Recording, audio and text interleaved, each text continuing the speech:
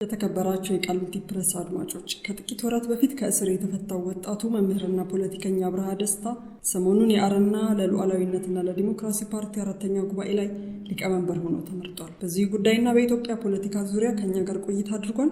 ያድምጡን።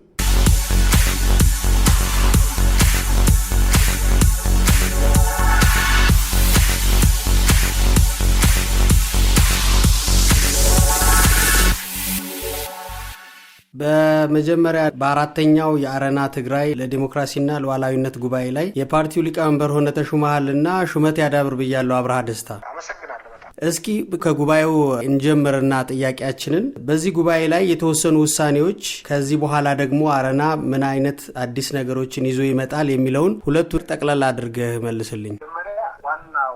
የዲስከሽኑ የጉባኤው ነጥብ የነበረው አሁን ያለው በኢትዮጵያ ሀገራችን ያለው ፖለቲካዊ ወቅታዊ የፖለቲካ ቀውስ መንስኤው ምንድነው? መፍትሄውስ ምን መሆን አለበት? እኛስ በዚህ የፖለቲካ ቀውስ ውስጥ ሆነን እንዴት መንቀሳቀስ እንዴትስ የህዝብ አንድነትና የሀገር አንድነት ማስጠበቅ እንችላለን በሚል ላይ ከዚህ ጋር የተያያዙ ናቸው። ስለዚህ ብዙ እሹዎችም ዝርዝር እሹዎችም አይተናል። ከነዚህ አንዱ ያለው በሀገር ደረጃ ኢህአዴግም ማሸነፍ የሚቻለው ኢትዮጵያውያን አንድ ህዝቦች የህዝቦች አንድነት የምንችለው ማስቀጠል የምንችለው በሀገር ደረጃ ስንንቀሳቀስ ነው የሚለው ነው። ከዚህ ጋር በተያያዘ ዲሞክራሲ ጥያቄ በመታፈኑ ምክንያት መንገዶች እየተገለጹ ብሔራዊ ፖለቲካ ደግሞ ከፋፋይ ነው፣ ለህዝብ ለሀገር ማይጠቅምም። ስለዚህ በሀገር ደረጃ መንቀሳቀስ ለብን የሚሆን ህዳጫ ነው የተቀመጠው። የዚህን ውሳኔ ምናልባት በሀገር ደረጃ አሁን እየታየ ያለውን የህዝብ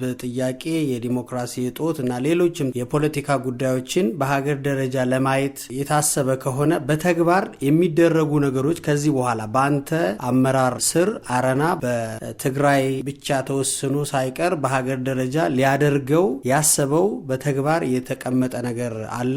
አዎ፣ መጀመሪያ ራሳችን አረና ለከሌላ አካባቢ ከመመልመል የተደራጁ ጠንካራ የሚባሉ ፓርቲዎች አሉ። ስለዚህ ከናር አብረን በተቻለ ውህደት እነሱ ፈቃደኞች ከሆኑ ፕሮግራሞቻችንን ማጣጣም ከቻለን ለውህደት የሚመች ሁኔታ ለመፍጠር እነሱን ሌሎች ፓርቲዎችን ለማግባባት እንሞክራለን። ለምሳሌ መያድ፣ ሰማያዊ መድረክ ማግባባት እንሞክራለን። በዚህ 3 ዓመት ውስጥ ማለት ነው ጥረት ይደረጋል። ካልተቻለ ደግሞ የመጨረሻ አማራጭ ከሆነ አረና ወደ ሀገራዊ ፓርቲ የሚያድግበት ሁኔታ እንፈጠራል። ስለዚህ የመጀመሪያው ስራ ሌሎች ፓርቲዎች በሀገር ደረጃ እንዲያስቡ ወደ ሀገር የሚያድግበት ሁኔታ ማመቻቸት እንዳለብን ነው እየታሰበው። ከዚህ ውሳኔ በኋላ ወደ ህብረ ብሔራዊነት ማድላትና በዚህ ላይ ጠንክሮ መስራት የሚገጥመው ፈተና ምንድን ነው ብላችሁ ነው የምታስቡት? የሚገጥመው ፈተና አሁን ያለው የፖለቲካ ቀውስ ነው። ህዝብ ስለታፈነ ዲሞክራሲ ስላጣ ብዙ ጊዜ ሲታገል ቆይተዋል ለብዙ ዓመታት፣ ግን መፍትሄ አላገኘም። አፈናን ለማስወገድ ሲታገል ሌላ አፈና እየተደራረበ አፈናን እየወለደ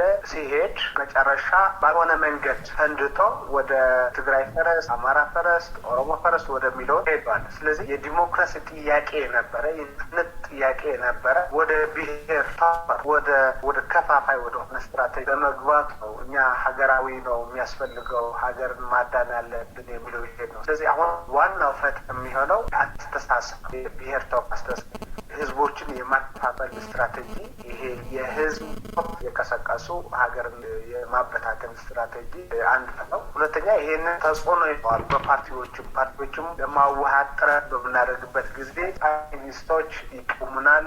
ሀገራዊ ወንድቅና ስለሚገጥመን ፈቃደኛ ሆን ከፓርቲዎች የምንጠብቀው የብሔር አስተሳሰብን ተጽዕኖ ሊያሳድርባቸው ፓርቲዎች። ስለዚህ እነዚህ ፓርቲዎች ደግሞ አሳምነን ሀገራዊ እንዲሆኑ ማድረግ ካልቻለን ከባድ ይሆናል። ስለዚህ ፈተናው ይሄ አስተሳሰብ የመከፋፈል ይሄ ፖለቲካ ኢሊት አለመግባባት ፈተና ይሆንብናል። ሌላም ላነሳልህ የምፈልገው እንግዲህ ከጅምሩ አረና ፓርቲ ህብረ ብሔራዊ ከነበረ እንግዲህ እስካሁን በአመራርም ደረጃ ምናልባትም በአባልነትም የትግራይ ተወላጆች ናቸው ያሉበትና ይሄንን ከጅምሩ ለምንድን ነው ወደ ህብረ ብሔራዊነት ቅርጽ ወይም ይዘት እንዲመጣ ያልተፈለገው? ለምን ሌሎችን አካታች አልሆነምና አንድ ብሔር ላይ ብቻ ለምን አተኮረ? መጀመሪያ አረና ፕሮግራሙ ሀገራዊ የኢትዮጵያ ስለ ኢትዮጵያ ነው። ሙሉውን ትንሶሙ አረና ትግራይ ለዲሞክራሲና ለሉዓላዊነት ነው የሚለው ፓርቲው አንደኛ ስለ ዲሞክራሲ ነው የሚያወራው። ስለ ህዝብ ደግሞ ብሎ የሚጠቅሰው የኢትዮጵያ ህዝብ ነው፣ የትግራይ ህዝብ ብቻ አይደለም። ሁለተኛ ሉዓላዊነት ነው። ሉዓላዊነት በሀገር ደረጃ ነው ሉዓላዊነት ያለው። ሶቨርኒቲ የሀገር ነው እንጂ የክልል አይደለም፣ የትግራይ ክልል አይደለም። ነገር ግን አረናን የመሰረቱ ሰዎች ማለት ነው የፖለቲካ ቀውስ ነበር በመሀል ሀገር። ያው የቅንጅት ፓርቲ ነበር፣ የተከፋፈለ ወቅት ነበር ለአረና ምስረታ ሲል። ስለዚህ በመጀመሪያ በሀገር ደረጃ ለመንቀሳቀስ ፈልገው በመሀል ሀገር የነበረ ፖለቲካ ተረጋጋ አልነበረ። ስለዚህ የተረጋጋ ካልሆነ መቆየት አለብን ተባለ። አይ በሌላ መንገድ ደግሞ መቆየት የለብንም፣ የመሀል ሀገር ፖለቲካ እስኪስተካከል ድረስ ትግራይ ክልል ብቻ እየተንቀሳቀስን መቆየት እንችላለን፣ ፓርቲውን እያጠናከርን መቆየት እንችላለን። ስለዚህ ትግራይ ክልል ብቻ የክልል ሆነን እዛ ክልል ብቻ መንቀሳቀስ እንችላለን። ሁኔታዎች ሲመቻቹ በሀገር ደረጃ ከሌሎች ፓርቲዎችም ግንባር ወይ ውህደት እየፈጠርን ሀገራዊ መሆን እንችላለን የሚል ስምምነት ተስማምተው ነው የመሰረቱት። መጀመሪያ ሲመሰረት ለዚህም ነው በፕሮግራም ደረጃ ሀገራዊ ነው። እንግዲህ አንተ በጠቀስክልኝ መሰረት ወደ ህብረ ብሔራዊነት ከሚያደሉ ፓርቲዎች ጋር በጋራ በውህደትም ቢሆን የመስራት አጋጣሚ ይኖራል። ይህ ካልሆነ ግን አረና ፓርቲ ወደ ራሱን ወደ ህብረ ብሔራዊነት ይቀይራል ነው ያልከኝ። መቼ ነው የሚሆነው? ወይም ደግሞ ሌሎችን በምን አይነት ሁኔታ ነው ልታካትቱ የምትችሉት? ከሌሎች ፓርቲዎች ጋር መዋሃድ ካልቻላችሁ ህብረ ብሔራዊነቱን በምን ያህል አቅም፣ በምን አይነት ፖሊሲና ፕሮግራም ነው የምትቀርጹት? ፖሊሲው የሚቀየር የለውም እንዳልኩት። ፖሊሲው ፕሮግራም ሀገራዊ ስለ አሰብ ጉዳይ ነው የሚያወራው። ስለ የአሰብ የክልል ጉዳይ አይደለም፣ የሀገር ሉዓላዊነትም ቅድም እንዳልኩ ሀገር ነው። ፖሊሲውም ስናወራ ስለ ኢትዮጵያ ህዝብ ነው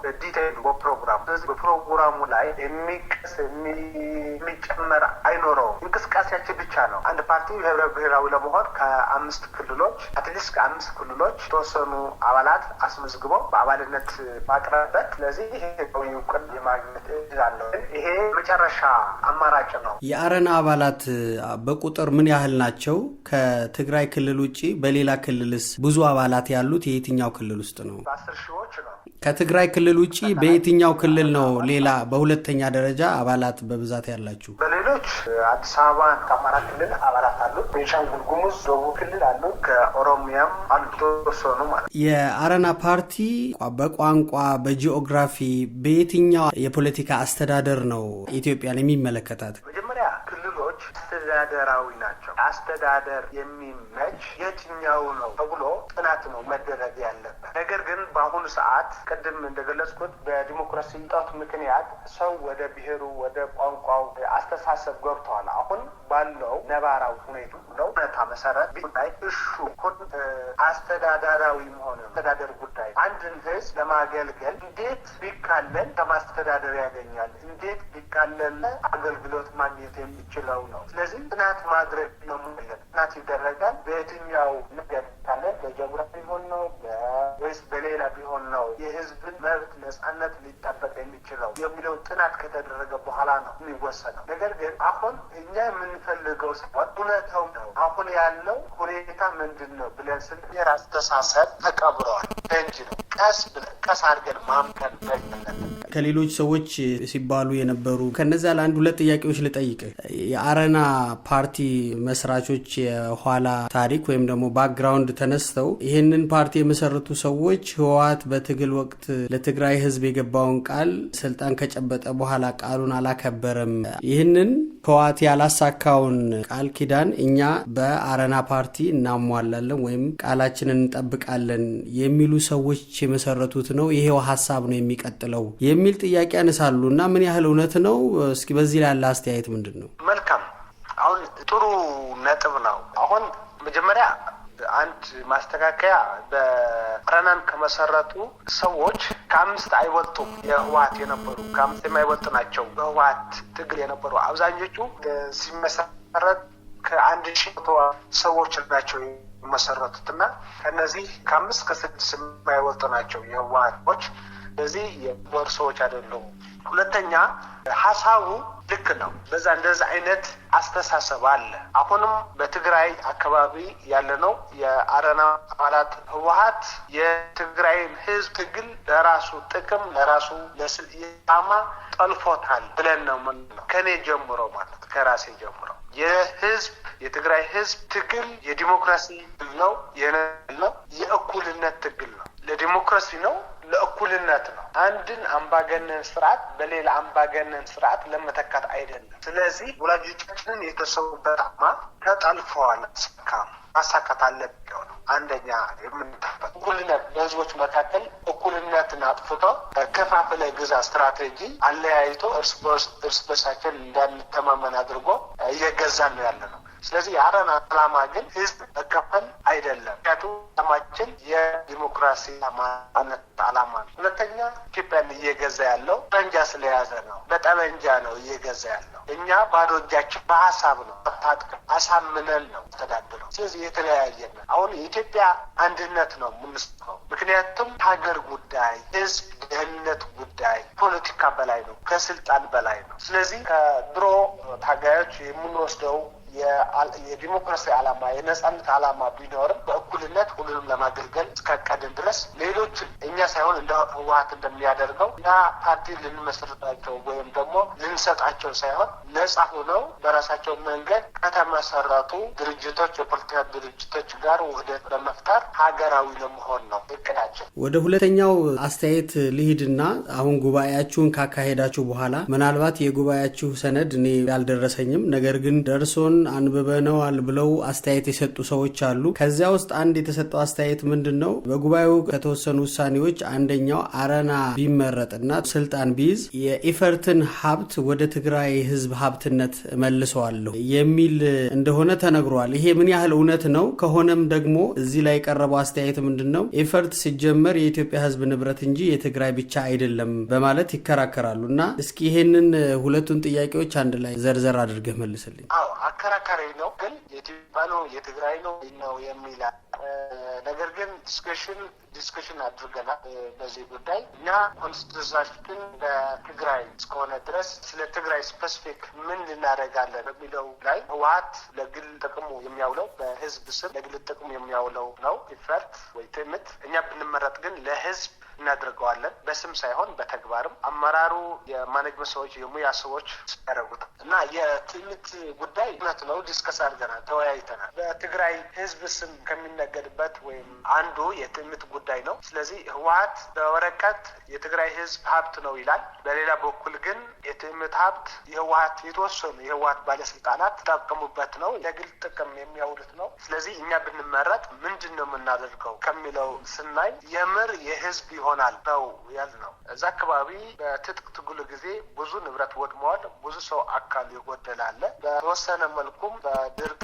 በምናምን እያሉ በህዝብ ስም የለመኑትም የሰበሰቡትም አለ። ስለዚህ ህዝቡ በጦርነቱ ምክንያት ካሳ ያስፈልገዋል እና በትክክል ወደ ህዝቡ ወደው የተጎዳውን የህብረተሰብ አካል ተጠቃሚ የሚሆንበት ሁኔታ እናመቻቻለን። የምር የህዝብ ይሆናል ብለን ነው የወሰንነው። አብርሃ፣ እስኪ ወደ አንተ ደግሞ ልመለስና አንተ ከእስር ከተፈታህ በኋላ በማህበራዊ ድረገጾች ላይ በጣም ለክርክር አንተ ማቀርባቸው ብዙዎችም ሲከራከሩ የነበረው ነገር ምንድን ነው?